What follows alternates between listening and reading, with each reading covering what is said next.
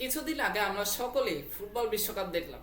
Football বিশ্বকাপে জিতলো কে? জিতলো স্পেন জিতলো। তাদের মধ্যে যে টিমের ছন্দ রয়েছে সেটা আর কোনো জায়গায় পাওয়া যায়নি।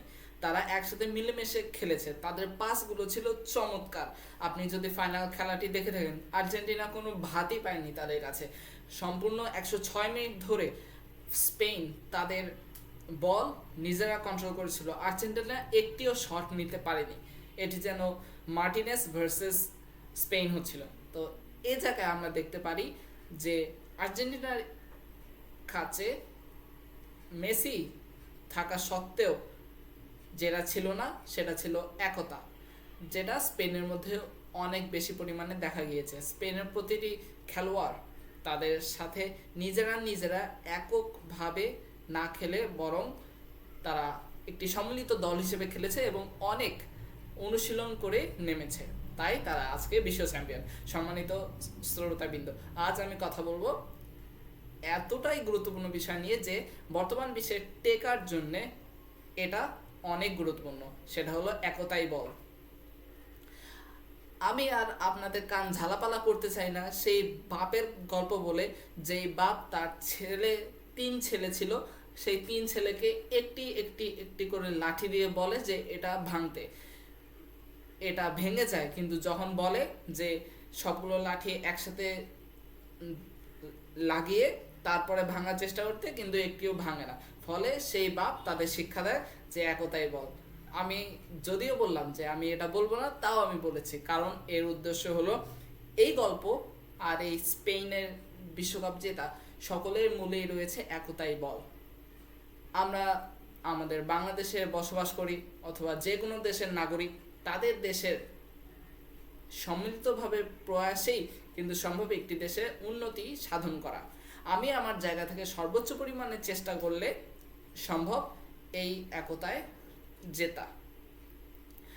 একতা এই শব্দটি বলতে বোঝায় কোনো একটি কাজে আমরা সকলে সম্মিলিতভাবে একসাথে একই দিকে লক্ষ্য স্থির করে এগোতে থাকবো।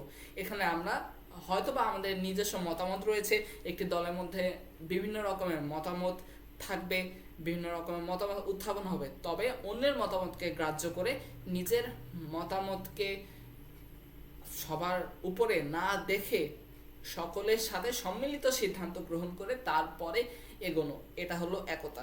আমরা ক্যাডেট কলেজে থাকি, ক্যাডেট কলেজে হাউস রয়েছে, হাউসের মধ্যে ইন্টার হাউস এরকম খেলা হয় এবং বছর শেষে চূড়ান্তভাবে একটি মীমাংসা করে একটি হাউস চ্যাম্পিয়ন করা হয়।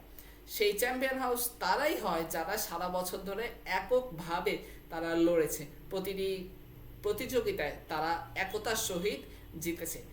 একটি প্রতিযোগিতায় যদি কোনো প্রতিযোগী খারাপ করে তাহলে তার পরিণামে সম্পূর্ণ হাউসেরই অবস্থা নিচু হয়ে যায়।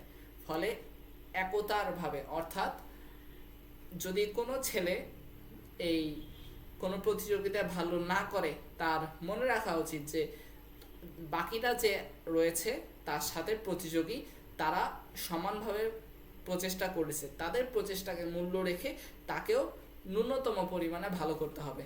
এই ভালো করলেই আমরা নিজ নিজ জায়গা থেকে ভালো হলে একতা গড়ে তোলা সম্ভব। সর্বোপরি যে কোনো জায়গায় উন্নতির জন্য একতা ছাড়া কোনো বিকল্পই নেই। একতা আমাদের শেখায় কিভাবে একটি জায়গায় নিজেকে খাপ খাওয়াই নিতে হয়, এবং এই একতার মাধ্যমেই বিশ্বে অনেক বড় বড় কোম্পানি তাদের সুনাম অর্জন করেছেন। এই বলে আমি আমার বক্তব্য এখানেই শেষ করছি। ধন্যবাদ সবাইকে।